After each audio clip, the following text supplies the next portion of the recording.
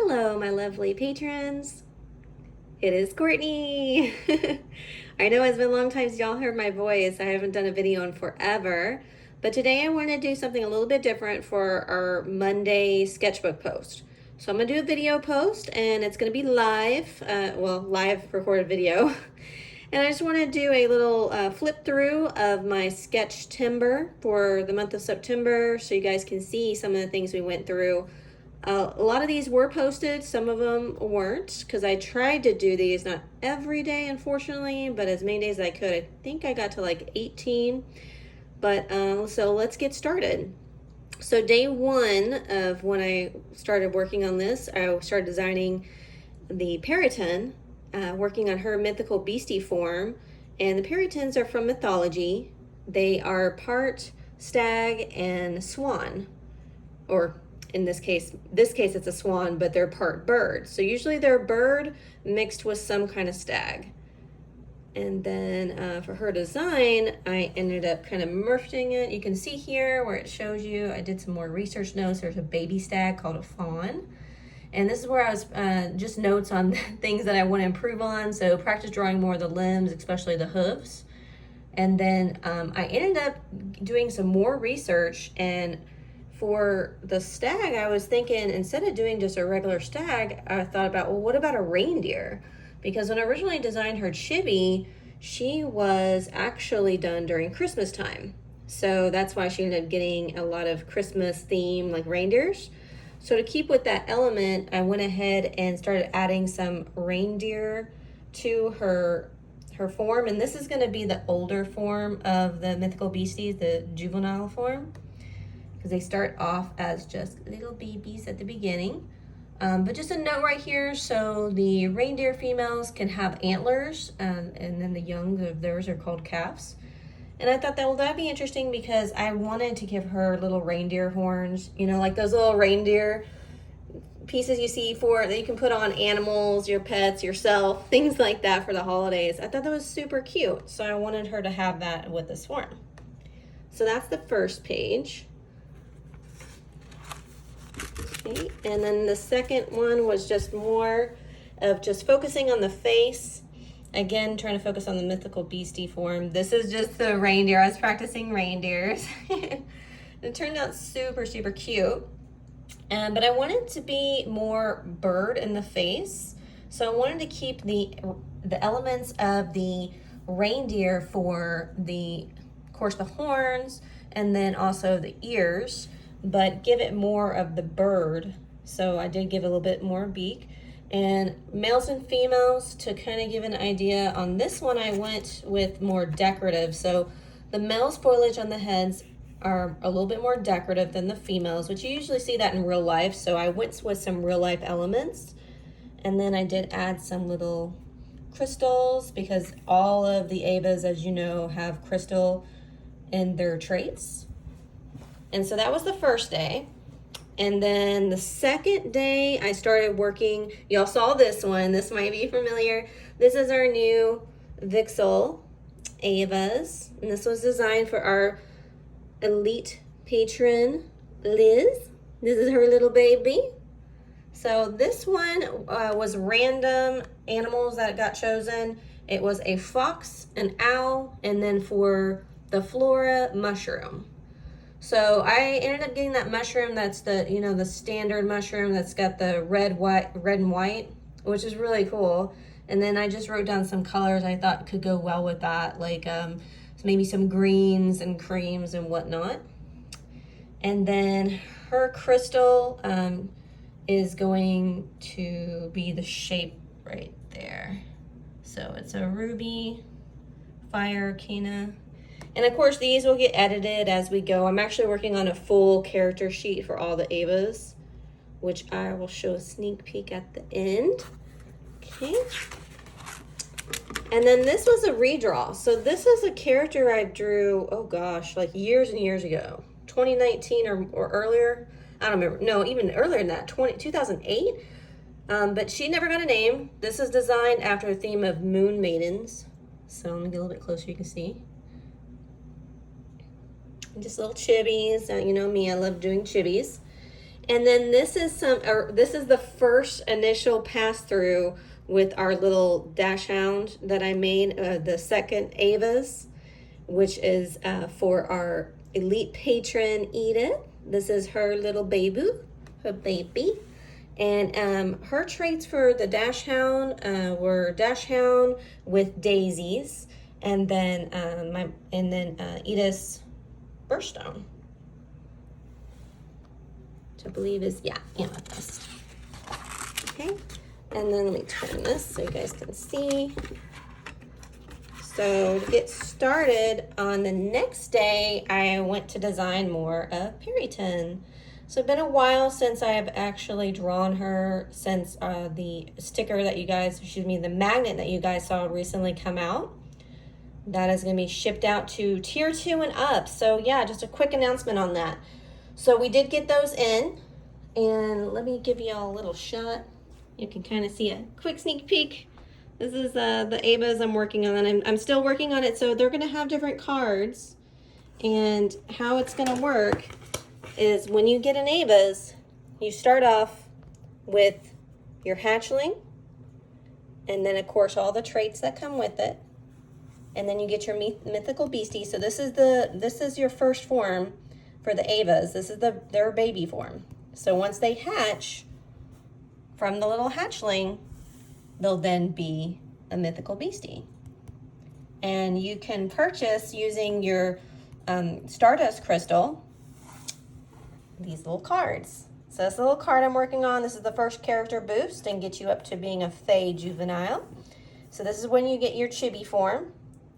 And then after that, the next character boost will be our Fey adult, which is going to be a full size my shoujo manga style character. So that will be full body, and then by then whatever your mythical beastie is, this one happens to be a dragon, this is the Dracos, will be a full size. So when I draw it, it'll be a full size dragon. It won't be a baby anymore. It won't be little baby. So yeah, and then let me show you the magnet. So this is the magnet that's going out to our tier 2.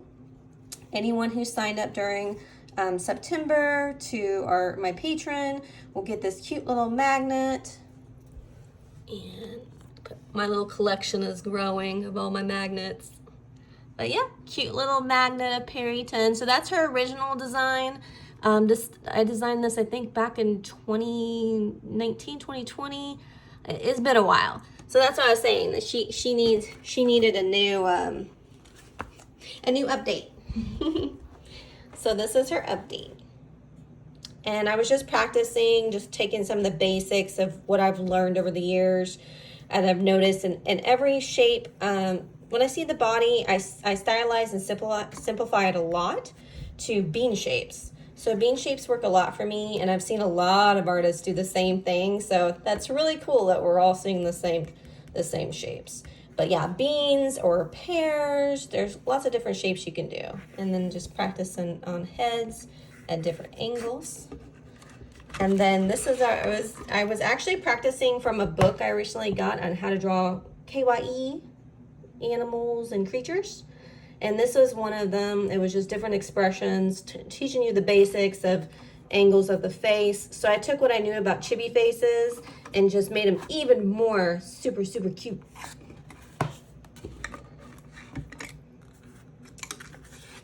Okay, yep. All right, so the next day for the same book, I went ahead and did and I'm going to totally butcher this name. So I'm not going to even try to pronounce that, but that is, I believe that's Greek, but that is the mythological name for a scorpion man. So I went with a cute little chibi. This was the, oh, sorry, not that one. This one right here was from the book, and I'll link it in the post. So if you guys are interested, it was an Amazon book that I got in Kindle. And it was showing you like how to use basic shapes. There's, you can kind of see the bean shape in there, right here, the circles. There's a big oval here, a smaller one, and of course the head one. And then I just went from that and kind of just using things I knew. I just changed the angle had him more facing forward here with his arms crossed, and then cute little lobster looking clams here, claws. And then here I thought this was super funny. So he's super mad and his scorpion tail is up ready to go, ready to pounce.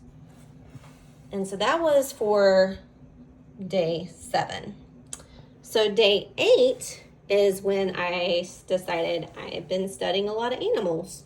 So why not just start putting them all in a sketchbook? So on this one, I started using a random animal generator to do these animal studies because there's just way too many animals to choose. And the first one I got was a skunk.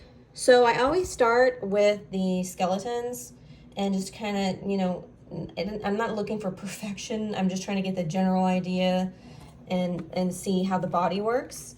And then I just write any notes that I happen to notice, like it has a small skull with a short snout. Then skeleton with lots of muscle and fur. So if you look, there's a lot of muscle. And then the skeleton is fairly skinny. And then of course I always see how many toes they have, because animals can have all different types, from like 2 toes all the way up to 5 fingers like we have. And then I just did some face studies, because my favorite part of every animal, and even humans, is the face. I just love the face. And so the next day I went ahead and started working more on some ideas for the Vixel. So back to Liz's character, I wanted to kind of get a little bit more idea and do some research study for this cute little girl. And again, I wanted her to have, she's going to have more owl features in her. And so I wrote a bunch of different notes in here about the barred owl and the Blandford's fox and whatnot. But yeah, and cute little, I love foxes. So that was day 9. And then I believe the same day I usually, so this is when I started doing 2-page spreads.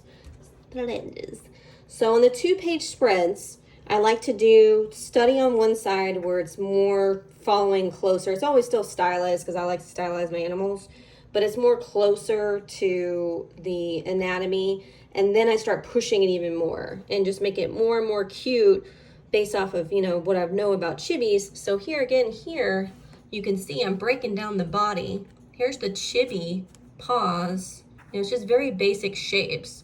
And then I even section this so you can kind of see, I even sectioned that so you can kind of see a little bit better how I did the shape of the face and the fluff.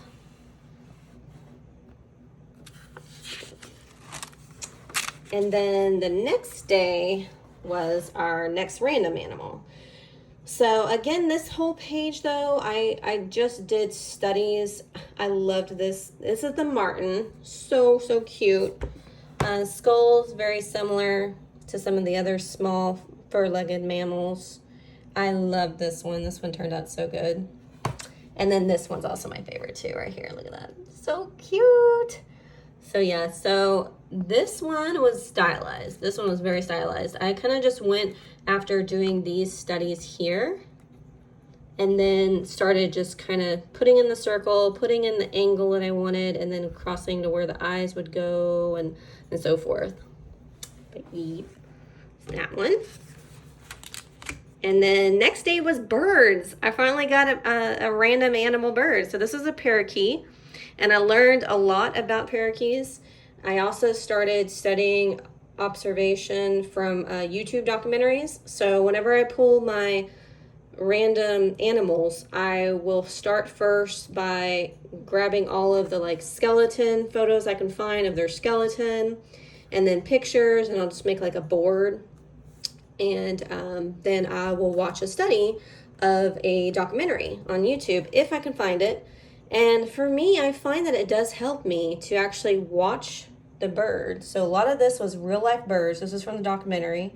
And I was just looking, I would look up and then look back down. So I at the very beginning, before I got started drawing, I just watched for, I would say 15 to 20 minutes. I watched the documentary and just observed.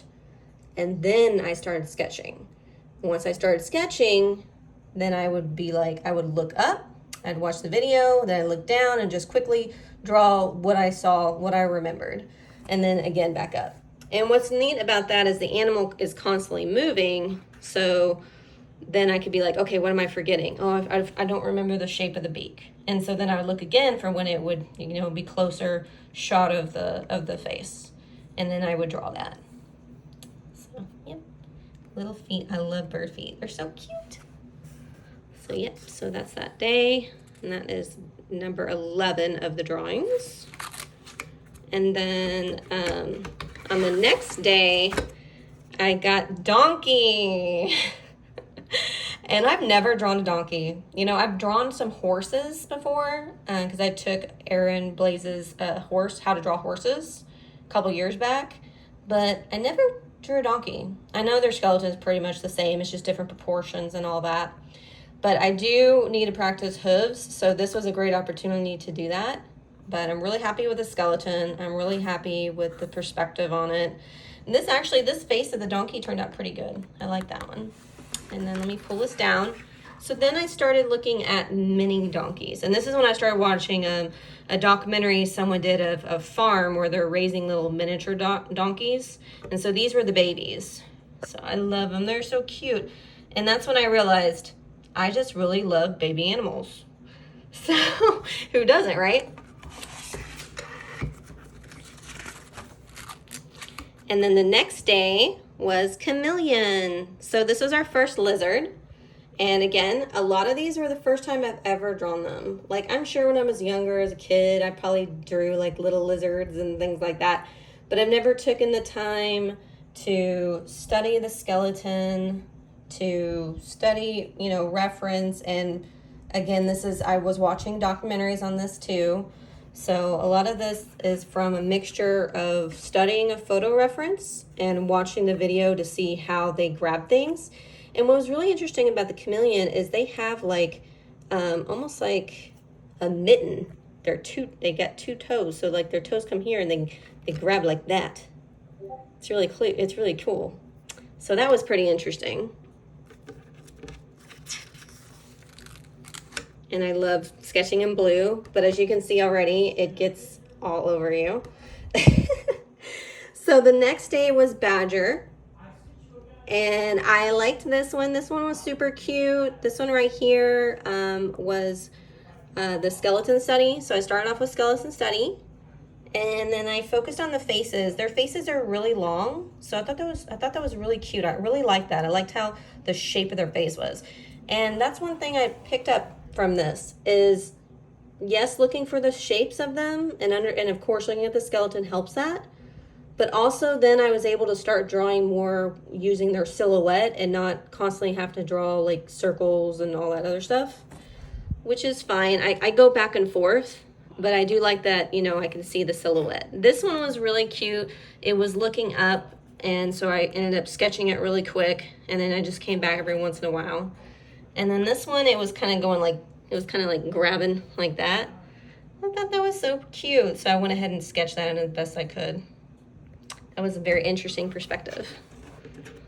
But yeah, so that was a lot of fun. And then I ended up getting another hooved animal, and this time was a mare.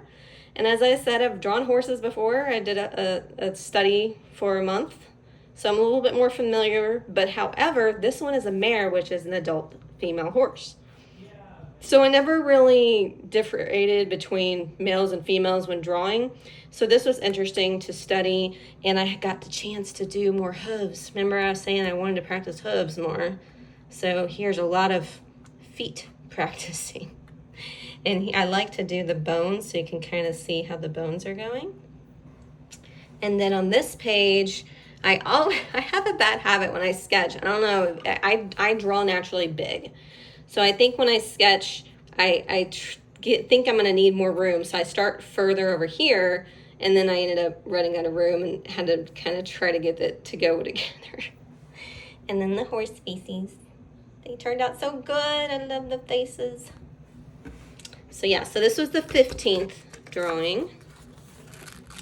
And then for our 16th, I got the groundhog, which are called marmota. But oh my gosh, I had so much fun, and you can see I really stylized this. This one ended up looking more like a bear squirrel, I don't know thing, but it's so cute. I still really love it. But yeah, I'm gonna zoom in so you can see. So definitely getting like squirrel vibes when I was drawing this. It definitely, you know, was making me think of squirrels. This is really interesting to draw the skull and then the shape of the silhouette of the face around it, of, you know, where the flesh and all that would be. So that was pretty interesting. And again, these were all, a lot of these from photo reference and then from watching documentaries. And then they have buck teeth, which I thought was interesting. And then this one's so cute. Look how cute. That one turned out really good. I really like that one. And then these two, very stylized, like I said. I mean, you can tell I was really pushing the human emotions and expressions in these. And then the next one was I believe this is the last one. Yes, this is the final day. So the very final day was our dormouse.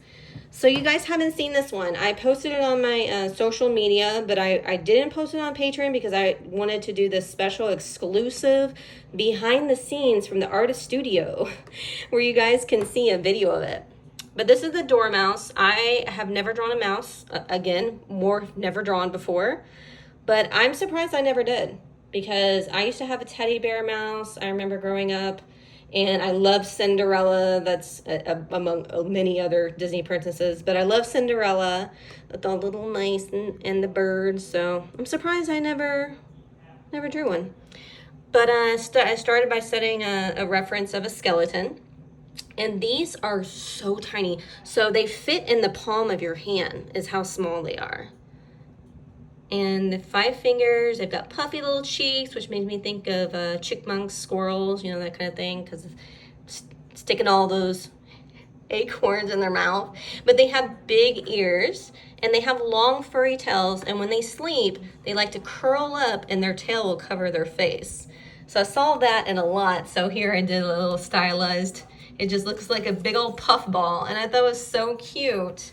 And his little feet will curl up, and he'll hold his hands above his little feet, just like little balls, little furry balls. So cute.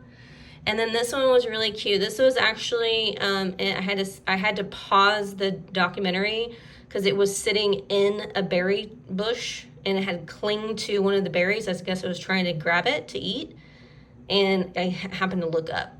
And then this very last one, this is stylized completely. I'm sure you can tell. So I was looking at a baby one, a newborn, and their heads are really big compared to their body when they're little. So I pushed it even more, gave it like almost like a chibi-like head, and then kept the little bean body with a furry tail, and it's holding on to a little stick right there.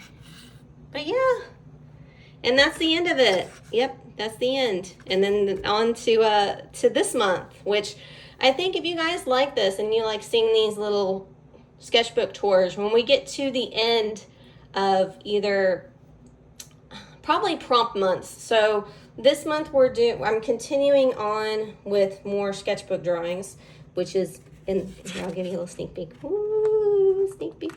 Which is in the next one. But this month what I'm doing is, here, I'll just show you. So this month for Drawtober, it's also Inktober. So I'm going to be sketching with ink, which if you've ever sketched with ink, you know it's not forgiving. There is no erasing, which has been definitely a challenge at the beginning. But once I let go of trying to get the perfect shape and make it look perfect and all that, I ended up just embracing it. And so I just started doing a lot of hashing and shading. And just kind of, you know, it's not perfect. It's just getting the general idea down. But how it works is I will pull still from the random animals. So we got a jackal for the first day, October 1st. And then from the actual DeviantArt is where this Drawtober I first found it is. Their prompt for day 1 is spooky. So on the second page, after I've studied the animal and got some references down and practiced drawing its ears, because mainly when you do a Kimomo Mimi design, The features you're going to see of theirs, unless, you know, we're doing Avas, but these are just adoptables. These aren't Avas. So normally with a regular Kimonomimi, they keep the traits of the ears and the tail. I have seen some Kimonomimis where they do like little anthro animal feet, but for mine, I like to keep them more human. So it's just human with animal ear and tails. So on this one, you can see I ended up giving her an Egyptian theme to go with the jackal, because jackal actually in Egyptian mythology is one of the gods. So I did a female this time though, and that's her. She's got very bushy tail, because that's one thing I observed about the tails is they're very thin and then they get real long and bushy. And then I just designed some elements for her. So I thought, what would be spookier than having jewelry of eyes just staring at you? So these are bespelled dragon eyes. And then I thought, what if they moved? Like the eye would move depending on what direction you have it on. So that would be kind of creepy. So I thought, ooh, spooky. But yeah, so that is about it. But I hope you guys enjoyed it. And like I said, we'll continue on with these little sketchbook walkthroughs, vlogs, I guess you want to call them. And at the end of October, I'll do a recording and I'll probably release that like I'm doing now, so the first week in November. But thank you guys so much. I really appreciate you all, and I hope you enjoyed Sketchtember. All right, onwards to more Avas and adoptables. Talk to you next time.